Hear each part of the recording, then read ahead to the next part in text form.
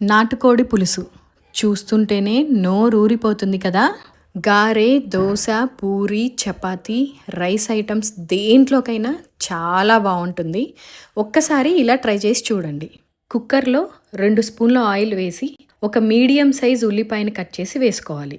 ఉల్లిపాయలు బాగా వేగిన తర్వాత కొంచెం పుదీనా, 1.5 స్పూను అల్లం వెల్లుల్లిపాయ పేస్ట్ నేను అప్పుడే ఫ్రెష్గా దంచి వేసుకున్నాను. ఫ్లేవర్ చాలా బాగుంటుంది.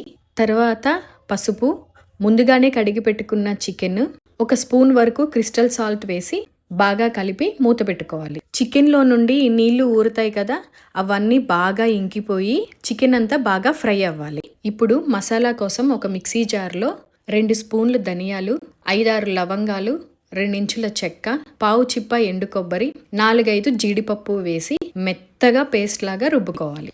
చికెన్లో నీళ్ళన్నీ ఇంకిపోయిన తర్వాత 2 స్పూన్ల కారం వేసి బాగా కలుపుకోవాలి. తర్వాత మనం రుబ్బుకున్న పేస్ట్ కూడా వేసి బాగా కలిపి కొంచెం పచ్చివాసన పోయే వరకు 2 నిమిషాలు మూత పెట్టి మగ్గనివ్వాలి. ఆ తర్వాత నేను ఇక్కడ 2 గ్లాసుల వరకు నీళ్లు పోసాను.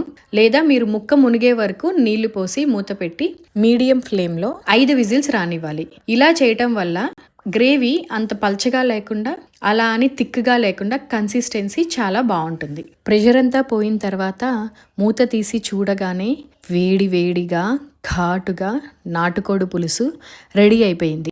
చివర్లో కాస్త కొత్తిమీర వేస్తున్నాను. ఒకవేళ ముదురు కోడి అయ్యి ముక్క ఉడకలేదు అనిపిస్తే ఇంకొక విజిల్ రానివ్వండి. అంతే. బగారా రైస్, జీరా రైస్, దోశ, చపాతీ, పూరి, వడ దేంట్లోకైనా అద్దిరిపోతుంది. ఒక్కసారి ట్రై చేసి చూడండి.